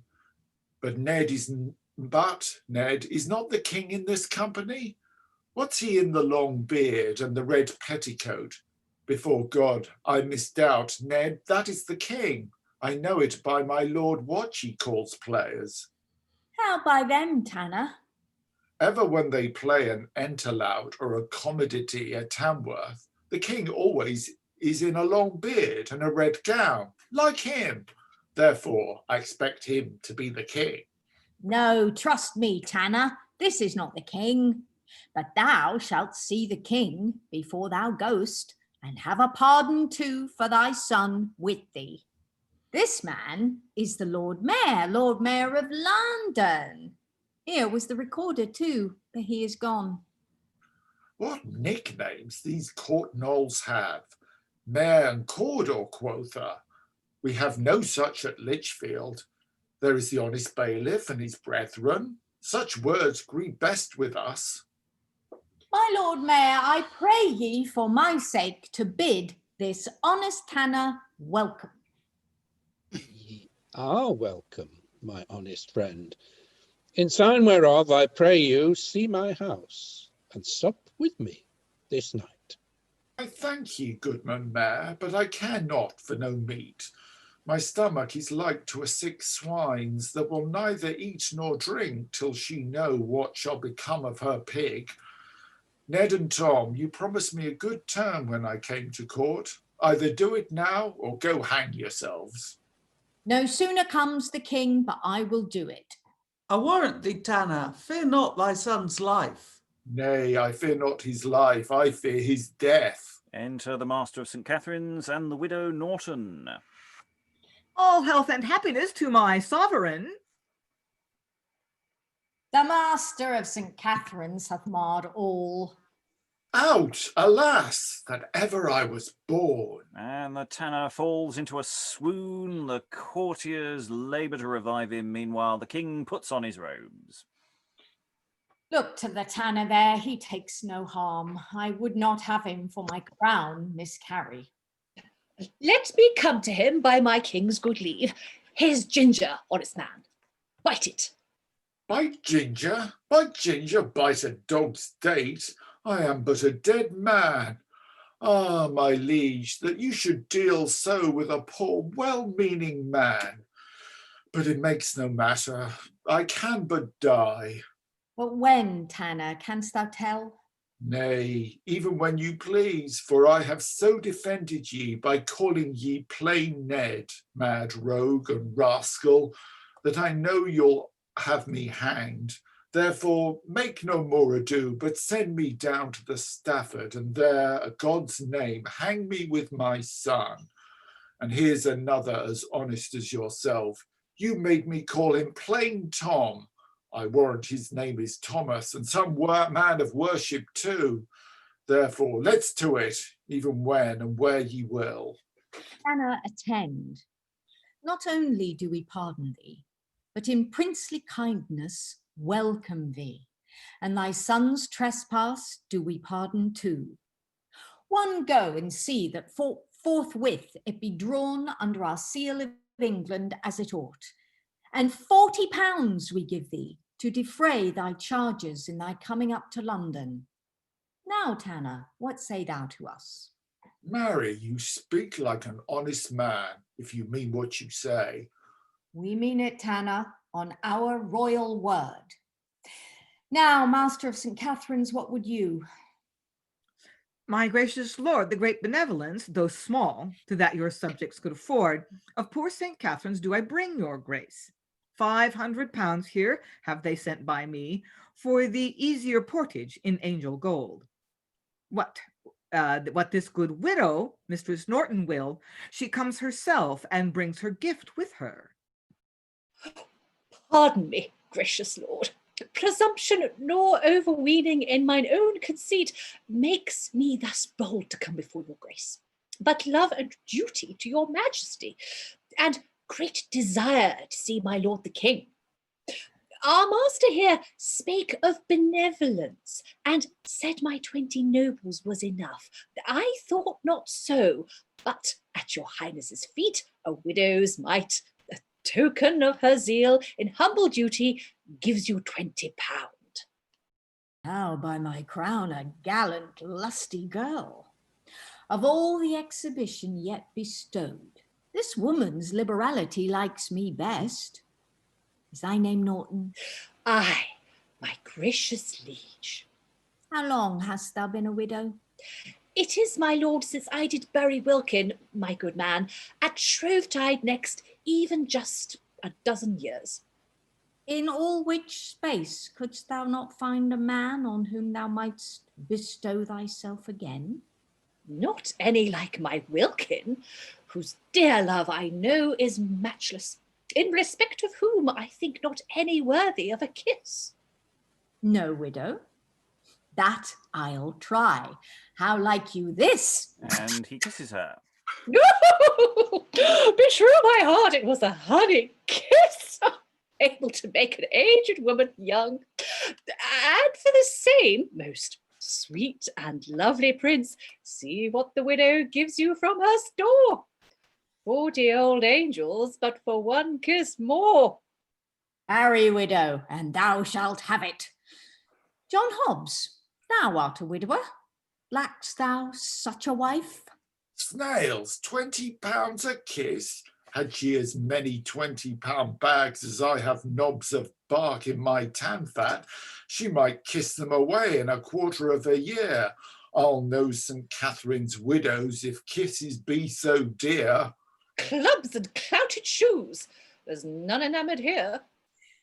Lord Mayor, we thank you and entreat withal to recommend us to our citizens. We must for France. We bid you farewell. Come, Tanner, thou shalt go with us to court. Tomorrow you shall dine with my Lord Mayor, and afterwards set homeward when you please. God and our right that only fights for us. Adieu. Pray that our toil prove prosperous. And that's the end of the play.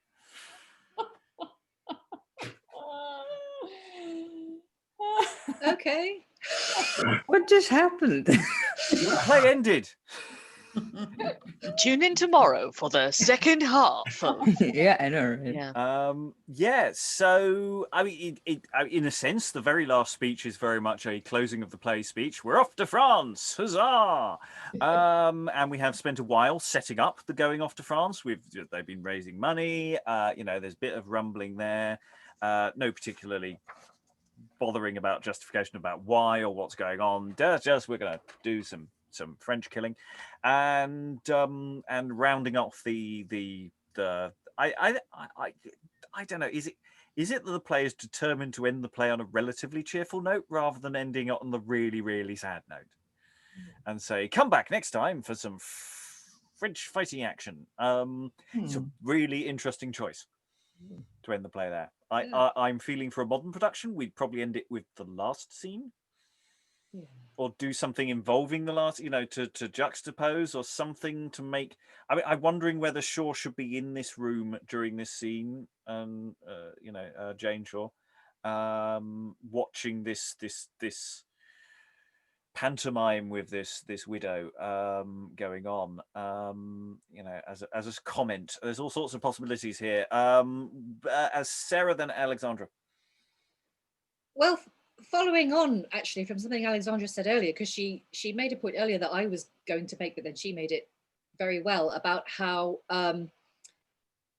comedy followed by seriousness makes the seriousness like with the scene with Jane Shaw where you had Mistress Blague and then the King. It's like the fact that you had a comic set up there for that scene makes it more disturbing.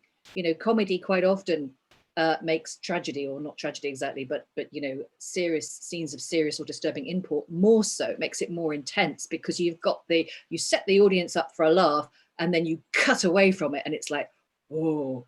And I think this playwright really was using that to great effect, and it just occurs to me that here you've maybe got the opposite. That this scene is hilarious, but there's no doubt about it, it's more hilarious because of where it is. Not just because it's the final scene in the play, but also because of what comes beforehand. So I think this is a playwright who knows his business, and he's being pretty deliberate with how he juxtaposes scenes. Alexandra. Yes, I would agree with that. And also, I think it's an interesting way of providing closure to the earliest of the plots to be begun is the last of them to be concluded. So in that way, it feels very rounded, that the Shaw plotline started after the Hobbs plotline and therefore is concluded before it. So in that way, again, good writing. And also, I think there's something very hard-hitting in the fact that we've just seen the Shaw marriage almost be restored and then be completely destroyed. And then in the very next scene, Edward's eye is already roaming. Yeah, there's something very heartbreaking about that, or can be brought to something very heartbreaking in a production. We are relatively late in the process, so I'm going to go around with final thoughts, which just feels awfully truncated. I'm sorry. We may go a little long here, but I'm sure discussion will happen around final thoughts as I do that. So, Francis, final thoughts about the play, which you've caught the second half, as it were. Yeah. Yeah, I really like the play, and I meant to say when I was participating in the second session that I'd love to see it performed on stage. If there was a production here in Amsterdam, I would run to see it. I find the ending of this first part a bit strange, I have to say. We're kind of left hanging about what's happened to Jane Shaw and her husband, or ex-husband, so that makes me really want to know what happens in part 2. Yeah, we do feel like they're leaving lots of dangling. Lots of loose ends. Yeah, Stephen, final thoughts. Yeah, well, sort of just carrying on with that, really. I mean, there is so much to say, isn't there? But I think this scene gives us a really interesting context for the Shaws because of this sort of overpowering charismatic authority of the monarch. Somebody literally faints, you know, when they realize. And I know you can play the widow in lots of different ways, but one way, you know, is that actually this is not just in the eye of the beholder, but this guy has some kind of weird sort of Dorian Gray thing going on here, where everybody just completely goes along with whatever he suggests. So I think this, for me, I thought this really helped to make sense of some of the questions and disagreements we were having about the Shaws. You know, they are subject to this kind of weird, to us, monarchical authority, which hems them in all kinds of ways. And the literal physical effect that it has upon somebody in this scene seems to me to, it helps me make a lot more sense of the previous scene, and also of the ways in which, you know, people are constrained in ways that we might not necessarily accept now, because we don't have that conception of authority. So I think you know, if he'd just been bantering, fine, but it literally faints. And that is a really good image for me of just what both the Shaws are up against. And you know, both of them, their earth is scorched by this.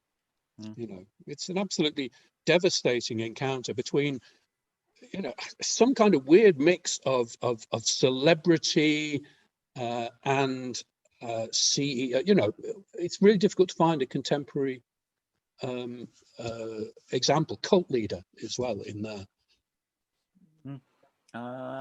Eric, final thoughts. Yeah, I don't know.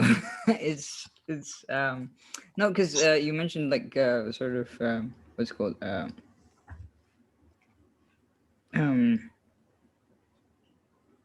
modern equivalents, and I can't really think of one. But yeah, anyway, yeah, I think it's interesting how Edward's character evolves, but doesn't really evolve. Like, sort of, he's from the beginning, you can tell he's fun-loving and stuff, but then you just see the dark side of fun-loving as well. It's not just like sort of parties and games and stuff. It's actually like sort of how far he's gone to secure entertainment, basically. and how much that destroys simpler lives, and also sort of basically his sort of well, I guess like wars do as well, but like they've used like the sort of framework for history play, but they haven't actually explored the history in any way. They've explored the sort of story between Edward, Jane Shore, and like her husband mostly. Yes, I mean these are elements of history, and certainly the popular history, but it's not really interested in the kingly history stuff in so much as the the events that we might think of historical. There's a fight and thing in London. The king is absent from that, and I think that's a really interesting choice that the play's making. Alan, final thoughts? I think, as I said yesterday, there's some very interesting scenes, very well written scenes, some very well drawn characters, but I'm still finding the overall line of the play confusing and unsatisfying. I mean, whether the resolution happens in what's known as part 2 is another matter, but that will make one hell of a long night period in the theatre to achieve any sort of satisfactory resolution. You're assuming that you're going to get any resolution out of part 2. I don't think this play has any interest in resolution at all. That's a suspicion. I have no idea how part 2 goes. But yeah, it's an interesting question about what we're expecting from a play. This isn't a play presenting us with quite a beginning, middle, end, and it is presenting with beginnings, middles, and ends, and it's presenting us with beginnings and middles and the odd beginning. Actually, it's not presenting us with many ends, and it's not very interested in doing that. And yeah, it is a question of, in performance, whether the evening feels satisfying. And I think it's a valid point for us to be throwing up there as going into production, is to say, right, how does this play function? How should it function in performance? And making it clear to the audience that you don't need to worry about that kind of thing, or to adjust things to make it more satisfying for that kind of experience. Helen, final thoughts? I'm absolutely shattered by this play. It is so much better than I had anticipated. It's a complete revelation to me. I think that Robert's idea of putting the Shore's farewell scene at the end is very, very good indeed. Have this merriment with Hobs, and then have the awful reality of the Shore's farewell afterwards. Also, this play needs an epilogue. If ever a play needed an epilogue, this one does, to say, thank you for your attention. Do come back tomorrow. Actually, on that point about moving the scene, it was part of me thinking actually the two scenes almost want to run simultaneously with a switch of focus to make it even harder to get laughs out of the knob scene and Hob scene, and make it. I don't know if you could do that. It might be just turn into a terrible blancmange, but it was sort of in my mind. Lynn, final thoughts? Oh, I don't have much to add to what particularly Stephen and Helen have said. I would sort of reiterate that this play seems to be so interested in monarchy, particularly when you've got someone occupying that place who has great personal charm and no moral center, and how problematic that is. On the one hand, he's great, a hail fellow, well met, kind of jolly, got the common touch, talks with tanners, pardons, is merciful, but on the other hand is completely rapacious sexually, and has very little compunction about that. And the text goes to great lengths to show us the fallout of that, the breakdown of the household, the breakdown of the relationship, the emotional suffering. So yeah, this play is yeah, I think it's very emotionally complex and gives you lots of feels, and and even though it's not on its face about the politics, it is, I think, fundamentally about how problematic the model of monarchy can be. Lois, have I come to you yet for No, final not thoughts? No. Oh gosh, there's so much I'd like to say about this play. I don't know where to start really. I mean, Remember, we've got part 2. yeah, I know. Well, that's what I'm just thinking. I hope we get to part 2 fairly soon because I'm dying to find out what happens. I remembered this one vaguely. I mean, I read all this stuff years and years ago, but I don't remember much about part 2. So I'm really eager. And I'm also curious as to what we'll find. I mean, it's even possible that it's by a different person. And it's possible that at some point this was a play that actually dealt with the whole reign of Edward IV. And then it was so successful, say in the Hobs scenes, that they expanded it into 2 parts. I mean, all sorts of funny things happened with plays, but and that could explain why this one feels sort of truncated at the end, as if, you know, surely we ought to find out a bit more about all of this. I don't know. I mean, the other thing, well, several things I want to say, but what I said, I think a couple of sessions ago, I think is still true. This author was constrained by the existence of other plays that dealt with the same historical period. And he had to really leave out everything that would look too much like plays that everybody already knew that dealt with some of these things. And he seems to have managed extremely well, I mean, to create something that is completely separate. The other thing I really wonder about it, and part 2 might bring this out more, is just that, I mean, Edward is doing everything that the archetypal, stereotyped good king does in most of the history plays. I mean, the good kings are all like this. They're all kind of bluff, hearty people. They love mingling with the common people. They love a good joke, etc. And this author obviously knows that. And he's also showing what happens if you've got someone like that, who is, you know, as you say, with no moral center. I mean, who behaves the way Edward behaves. I think it's only really in part 2 that one can find out whether there is any kind of moral judgment being passed on him. Yeah, it's interesting. From the little I've looked, and I don't want to be too authoritative in stating this, it seems that the 2 parts come together quite as a unit. I don't think there's actually that much separation in time.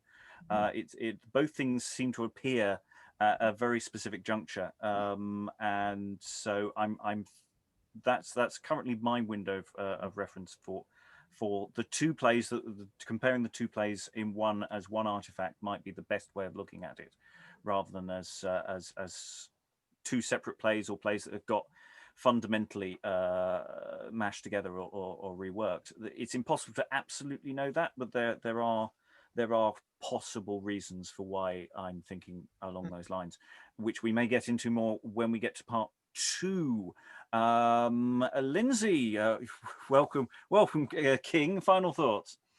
Yes, I mean, just this little bit I've been involved in, I thought it's been really, really fascinating. And I also thought about whether one could kind of intercut, as it were, the 2 final scenes to you know, highlight the divergence in feeling and tone between them. I think it's fascinating to see that in such a short space of time, and I think it seemed full of interesting language and a lot of opportunity. But obviously, for me, this is very much just dipping a toe in. But I'll certainly be interested to see, you know, what happens in part 2. Sarah, final thoughts? I said yesterday that I felt this playwright was more interested in people and in human dynamics than he was about history or writing a history play. And nothing that's happened today has changed that opinion. I think he's really good at writing characters.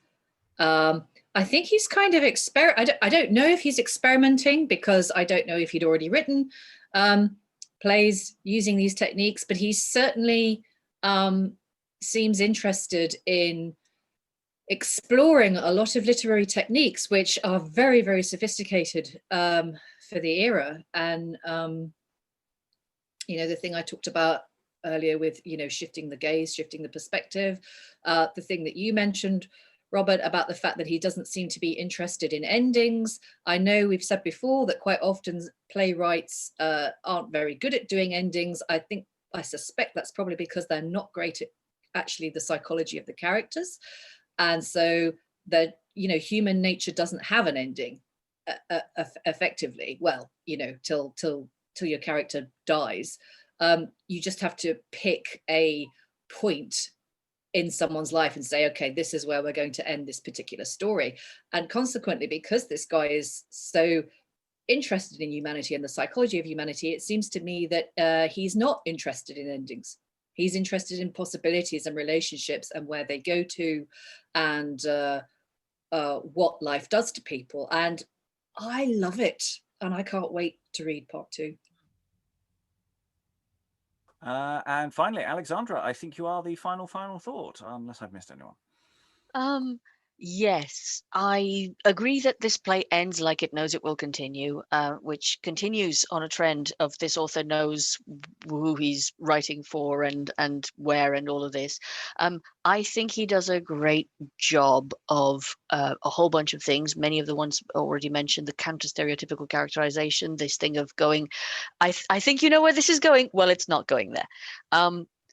What I was thinking about the resolutions is that it feels as though there are 3 plot strands. So there's the Falconbridge story, there's the Shores family story, and there's the Hobs story. And they start in that order and then they get concluded in that order. So you kind of get them crossing each other in funny ways.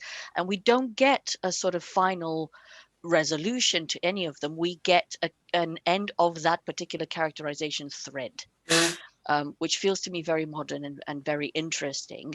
But I think that's a challenge for putting on as a production, because I think it would be wonderful to create a production in which all 3 of those strands get their stage time and get their attention, rather than us neglecting some for one character or one particular storyline.